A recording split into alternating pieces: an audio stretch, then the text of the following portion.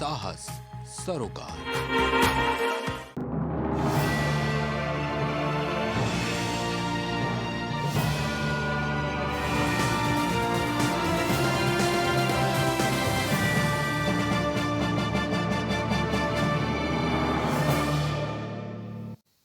नमस्कार, आप देख रहे हैं प्राइम टीवी और मैं हूं आपके साथ नंदिनी यादव। वक्त हो गया है उत्तर प्रदेश की बड़ी खबरों का। रुक लेते हैं खबर की ओर। 2024 चुनाव से पहले समाजवादी पार्टी अपने पूरा दमखम झोंकने में लगी हुई है, जिसको लेकर समाजवादी पार्टी कार्यालय में राज्य कार्यकारिणी की बैठक की गई। ये बैठक अखिलेश यादव की अध्यक्षता में हुई है, जिसमें राज्य कार्यकारिणी से जुड़े तमाम पदाधिकारी भी मौजूद रहे। इस बैठक में 2024 के लोकसभा चुनाव को लेकर चर्चा की गई और तमाम पदाधिकारी को जीत के मूल मंत्र दिए गए हैं। देखिए, संगठन की बैठक थी और हमारे राष्ट्रीय अध्यक्ष जी और हमारे प्रदेश अध्यक्ष जी, राष्ट्रीय महासचिव आदरणीय प्रोफेसर साहब, आदरणीय शिवपाल जी और संगठन के फ्रंटल संगठनों के प्रदेश अध्यक्ष सारे लोग थे और सर्वसम्मत से तय किया गया। हमारे राष्ट्रीय अध्यक्ष जी का और प्रदेश अध्यक्ष जी का निर्देश है, हम लोगों को 2-2 विधानसभा, किसी को 1 विधानसभा क्षेत्र दिया गया है और हम लोगों को बूथ स्तर पर काम करना है और हमको इस तैयारी के साथ करना है। हमारी लड़ाई एनडीए बनाम पीडीए है और पीडीए को जिस तरीके से समाज ने और जिस तरीके से बेरोजगार नौजवान, किसान और महिलाओं ने सराहा है, तो पीडीए बनाम एनडीए की लड़ाई में पीडीए बहुत आगे है और हमारे नेता आदरणीय अखिलेश यादव जी इस देश की राजनीति में एक उभरते हुए सितारे हैं और 2024 के चुनाव में उत्तर प्रदेश से एक मजबूत ताकत के रूप में आदरणीय अखिलेश यादव जी जाएं।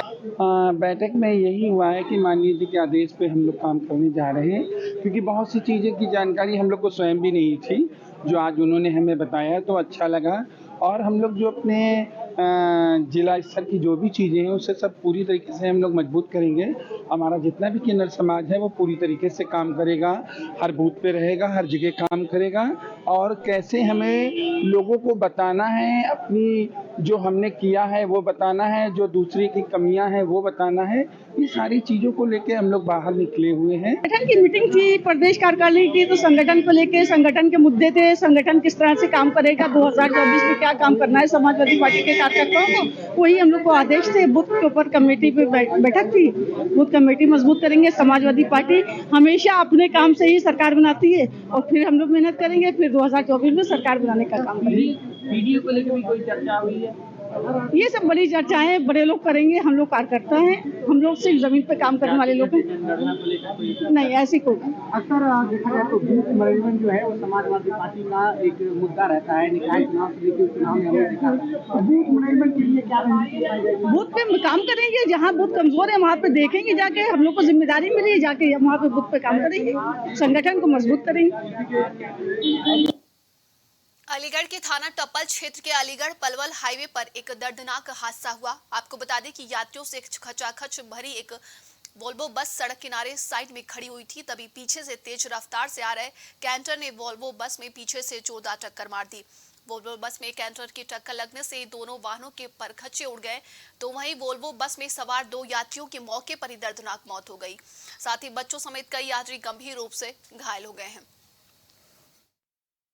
आज दिनांक 1 नवंबर 2023 को थाना टप्पल क्षेत्र के कमालपुर मोड़ के पास से सूचना प्राप्त हुई कि एक ही दिशा की तरफ से आ रहे एक ट्रक द्वारा रास्ते में खड़ी डबल डेकर बस को टक्कर मार दी गई है। इस दुर्घटना की सूचना प्राप्त हुई तो तत्काल पुलिस बल द्वारा मौके पर पहुंचकर आवश्यक बचाव और राहत के कार्य किए गए। घायलों को तत्काल चिकित्सीय सहायता हेतु अस्पताल रवाना किया गया। इस घटना में 2 व्यक्तियों की मृत्यु हुई, जिसमें से एक की शिनाख्त कर ली गई तथा शवों को मोर्चरी रवाना कर दिया गया। अग्रिम विधिक कार्रवाई हेतु परिजनों को सूचना कर दी गई है। औरैया की सदर कोतवाली क्षेत्र में युवक का शव मिलने से हड़कंप मच गया। शव को देख ग्रामीणों में दहशत का माहौल देखने को मिला। मामले की जानकारी जैसे ही पुलिस को हुई, पुलिस ने आनन फानन में जांच शुरू की और जल्द ही इस घटना का खुलासा कर दिया। पुलिस ने इस पूरे मामले में एक दंपत्ति को गिरफ्तार किया है। बाजरे के खेत में कटाई कर रहे व्यक्ति ने बताया था कि एक बोरा पड़ा है, बोरा हिलाने पर उस पर खून बहा, तो जब खोल के देखा तो इसमें एक लाश मिली थी। लाश की शनाख्त की गई। ग्राम तालेपुर में ही ये मृतक की बहन का ससुराल है, वहाँ वो रहती हैं। मृतक अपनी बहन के घर आया और वहाँ से अपना फ़ोन छोड़ के, या फ़ोन गिर गया, वहाँ से कहीं चला गया। उस समय वो शराब के नशे में था, तो परिवार के द्वारा शक जताया गया कि इसी ग्राम तालेपुर की एक महिला गुलशन के साथ ये मृतक का अवैध संबंध था और इसके पति रईस ने इनको जान से मारने की धमकी दी थी। इस पर इन दोनों के घर पे जब गए, देखा, तलाशी ली तो घटना वहीं होने के कई साक्ष्य उपस्थित मिले। अभियुक्तों को गिरफ्तार किया गया। प्रयागराज में गालीबाज कोठेदार का वीडियो वायरल हुआ है। मामला प्रयागराज फूलपुर तहसील के केलीलालीपुर गांव का है, जहां कोठेदार राजेश कुमार भारतीय राशन लेने गए युवक को गाली देने लगे। वहीं ग्रामीण कई बार दबंग कोठेदार के खिलाफ शिकायत भी कर चुके हैं, लेकिन कोई कार्रवाई नहीं हुई है।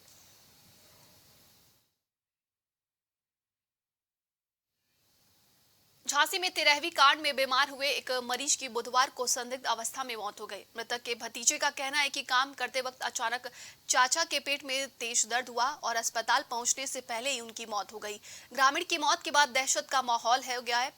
मौत की सूचना लगते ही कई अधिकारी मौके पर पहुंचे और शव को कब्जे में लेकर पोस्टमार्टम के लिए भेज दिया है। पूछ थाना क्षेत्र के बड़ौदा गांव में कल्याण संघ राजपूत, जिसकी उम्र लगभग 50 साल है, जो सुबह वो दही से मट्ठा भा रहा था तो अचानक उसको सीने में दर्द हुआ तो एम्बुलेंस को सूचना दी गई तो एम्बुलेंस नहीं पहुंची तो PRB 389 जो पूछ थाना क्षेत्र की है वो इनको ले आई CSC और सीने में दर्द की बात बताया तो डॉक्टर द्वारा इलाज किया जा रहा था। इलाज के दौरान इनकी मृत्यु हो गई है। इनका शव का पंचायतनामा भर के पोस्टमार्टम की कार्रवाई कराई जाएगी और जाँच के बाद जो भी तथ्य सामने आएंगे उस आधार पर विधिक कार्रवाई की जाएगी। कुछ नहीं, मतलब ये तबीयत खराब भाई चले गए। तो कैसे तबीयत खराब हुई, क्या हुआ था? कुछ नहीं, खाना खा पेट से चले गए। कहाँ पे खाना खाया था? अरे पहले खाया 13 में। हाँ, फिर क्या हुआ? आज से फिर 13 में घर खाया खाना। इलाज करवाया कहीं? वहीं स्वास्थ्य क्या था तो बहुत लगा तो गया था मठ से। अच्छा, वो स्वास्थ्य शिविर लगा था? स्वास्थ्य शिविर लगा था, हाँ, उसमें इलाज करवाया। हमारे गाँव में 1000 आदमी बीमार है तेरी खाने से। देवरिया में एक मजदूर परिवार पर दबंगों ने हमला कर दिया। दबंगों के हौसले इतने बुलंद दिखे कि वो मजदूर के घर में घुसे और घर में मौजूद महिलाओं पर भी उन्होंने हमला बोल दिया। मौके पर पहुंचे स्थानीय पुलिस घायल मजदूर परिवार को अपनी गाड़ी से लेकर अस्पताल पहुंची, जहां उनका इलाज जारी है। मैं SP ऑफिस पे आया हूं, जो हमारी ग्राम वहाँ बाईपास थाना पर है, इस पे हमारा कोई सुनवाई नहीं हो रहा है। श्रीमान, जो दिनांक 27 तारीख को हम लोग को घर में घुस के मारा गया, जो दिनांक 30 तारीख को हमारे घर में घुस के संगठन गिरोह बना करके मारा गया, जो बरहज थाने के दरोगा द्वारा हम लोग को बेहोशी हालत में लाद करके अपने गाड़ियों से ले गए हैं। जो बरहज थाने प्रशासन के सामने हमारे घर में घुस के मारते हुए सारी वीडियो रिकॉर्डिंग की है।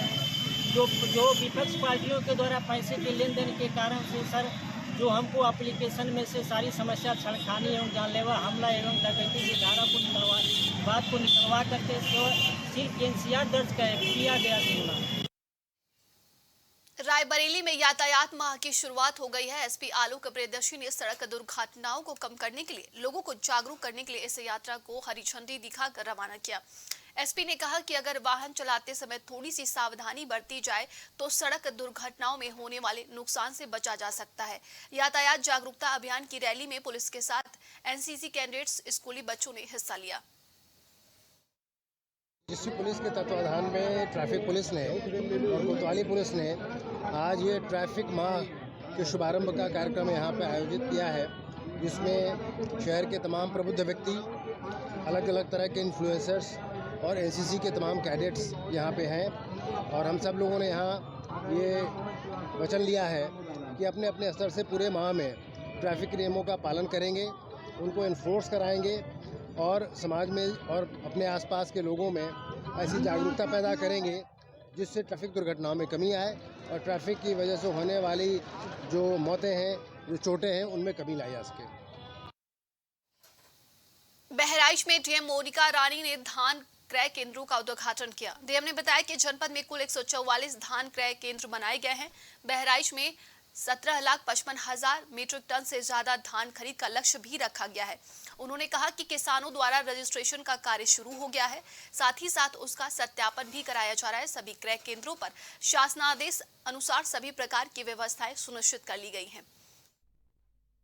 जनपद बहराइच में 17,55,000 मीट्रिक टन का लक्ष्य जो है वो धान खरीद का दिया गया है और इसके अंतर्गत 144 जो धान केंद्र बनाए गए हैं इसमें आज विधिवत रूप से यहाँ पर उद्घाटन किया गया है। जो हमारे किसान भाई हैं वो रजिस्ट्रेशन करवा रहे हैं, उनका सत्यापन भी कर लिया गया है और सभी केंद्रों पर समस्त व्यवस्थाएं सुनिश्चित कर ली गई हैं ताकि धान खरीद में किसी प्रकार की असुविधा का सामना ना करना पड़े। इसके साथ साथ धान खरीद के साथ साथ जो मिलों का संबंधीकरण होना है वो कार्य भी हो चुका है और समस्त जो आवश्यक व्यवस्थाएं वो सुनिश्चित कर ली गई हैं।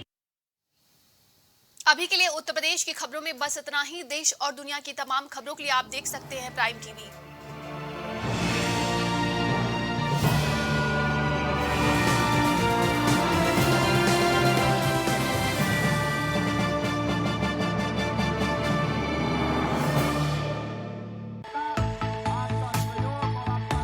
कुछ भाव पुष्प।